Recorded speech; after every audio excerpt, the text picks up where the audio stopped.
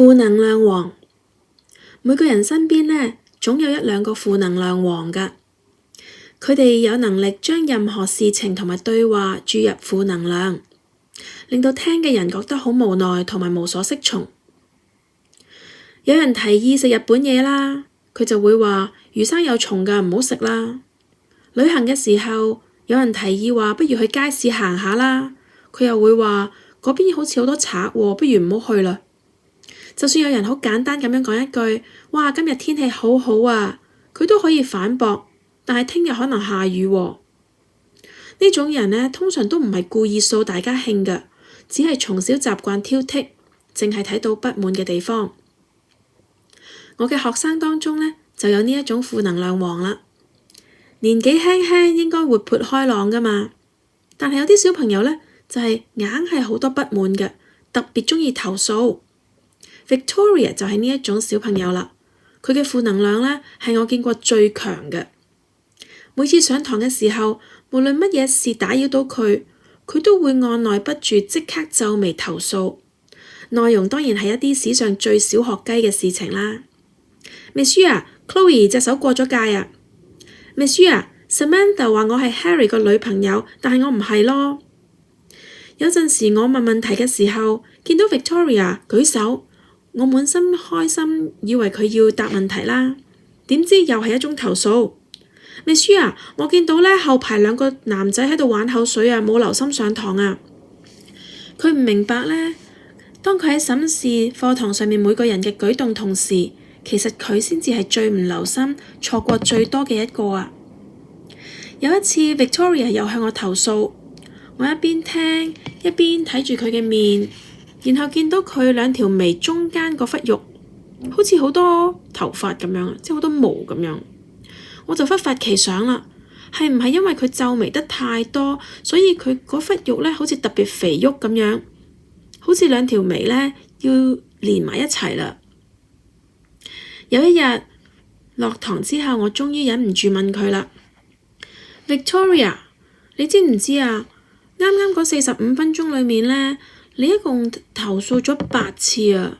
其實你成日都喺度皺住眉頭，你開唔開心㗎？咁佢就擰一擰頭。我話其實呢，我覺得你嘅觀察力真係好犀利㗎，你好留意身邊嘅同學。除咗投訴之外呢，可唔可以同我講一件佢哋做得好嘅事啊？佢諗一諗，又擰一擰頭。我就話啦，但係我又見到好多好事喎，不如咁啊，我哋約定，以後每一次落堂之後，你就話畀我聽2件你觀察到嘅好事，好唔好啊？一言為定，佢願意接受挑戰。起初呢，要發掘好事，對 Victoria 嚟講真係完全唔容易啊！佢皺住眉，諗咗半日都講唔出。於是我講咗3個例子畀佢聽。我話啦，我見到有小朋友呢借咗自己嘅鉛筆畀其他同學喎，佢願意分享，所以係好事。跟住我又話，我見到男組嘅同學有舉手先至答問題，呢個都係好事。最後啦，我又見到呢，你要離開座位向我匯報嘅時候呢，你隔離嗰個 Carrie 呢，同你講加油啊，呢個都係好事啊嘛。然後佢就搶住答啦，呢啲不過係小事啫嘛。哦，我明白啦，原來對於佢嚟講，小事係不足掛齒，但係呢，一啲小頑皮嘅事呢，就要被公諸於世，唔怪得知佢唔開心啦。我哋對呢一種只係批鬥卻唔諒解嘅態度最熟悉，唔係咩？社交媒體上面最尖酸刻薄、抽水最強嘅言辭，往往可以得到最多嘅關注同埋掌聲。相反，你上載一張風和日麗、哈哈笑嘅相片，通常都冇乜人 like 嘅。唔知從幾時開始，我哋都忙住挑剔同埋指控，再已經冇得閒去留意身邊美好嘅小事啦。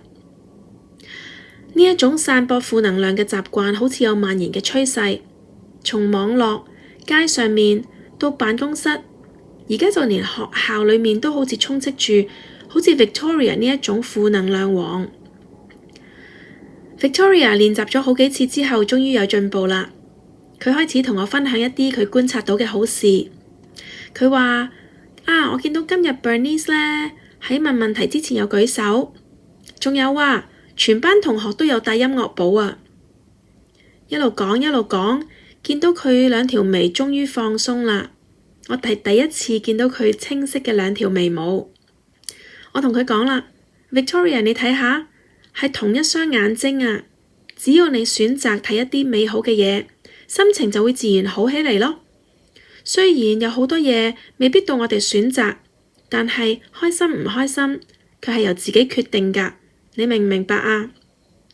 終於我第一次見到 Victoria 帶住微笑點頭。無論如何，每一個人都要將人生從頭到尾行一次。如果我哋能夠學識先察覺到高山低谷裏面必然存在嘅漂亮風景，路嘅感覺可能會變得平坦一啲，步伐嘅重量都可以變得輕鬆一啲。唔知大家頭先聽到我分享呢個故事嘅時候，有冇諗起自己身邊嘅一兩個負能量王？人越大呢，好似身邊嘅負能量王呢係越嚟越少嘅，唔知你哋有冇覺得？未必係因為呢啲負能量王越嚟越變得充滿正能量，而係因為好似人越大，人生好似越嚟越難嘅時候，已經冇一個容量去再接收身邊嘅負能量嘢，所以我哋就會識得慢慢疏遠呢一啲人同埋事。咁頭先讀呢一篇文嘅時候，都係一個對自己好好嘅提醒。有陣時遇到沮喪，遇到一啲唔如意嘅事情，好容易會轉牛角尖，轉到落去根本好似出唔返嚟咁樣。咁但係我哋自己都可以提醒自己，俾自己一啲功課，就算係有100件壞嘅事，可能我哋都可以揾到一件好嘅事。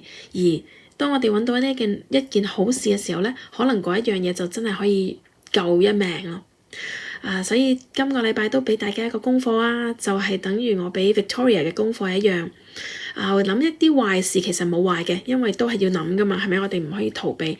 咁但係諗一件壞事嘅時候，不如我哋都試下去到最後都諗下呢一個壞嘅情況，我哋中間有啲乜嘢好嘅事可以攞到出嚟啊？可能係一啲好小嘅事，但係我覺得開心都係一種習慣嚟嘅。如果我哋唔識得喺小事上面習慣開心，我哋去到有大事嘅時候，我哋就更加唔會識得開心得起咯。咁呢一樣嘢係大家一齊做，大家係互勉嘅。所以希望大家今日都鍾意我嘅呢個分享。如果你鍾意嘅話呢，就可以 like 或者去 comment 或者 subscribe 呢個 channel 啦。最希望嘅就係睇到大家嘅 comments， 因為之前啲 videos 都有講香港嘅教育大家都係好關注，係一樣好切身嘅嘢。但係而家平台嗰個空間好似越嚟越少，到底我哋可以喺邊一度傾教育呢？其實我自己都唔知道。所以好希望呢個平台都可以發展到一個可以討論嘅園地。大家真係可以好理性，同埋真係可以好有養分咁樣去分享自己嘅心得，亦都可以喺人哋嘅分享當中去攞到一啲得着。咁就係呢一個就係我對我 YouTube channel 嘅一個小小心願。咁今日呢就傾到咁多啦，下次就再傾啦，拜拜。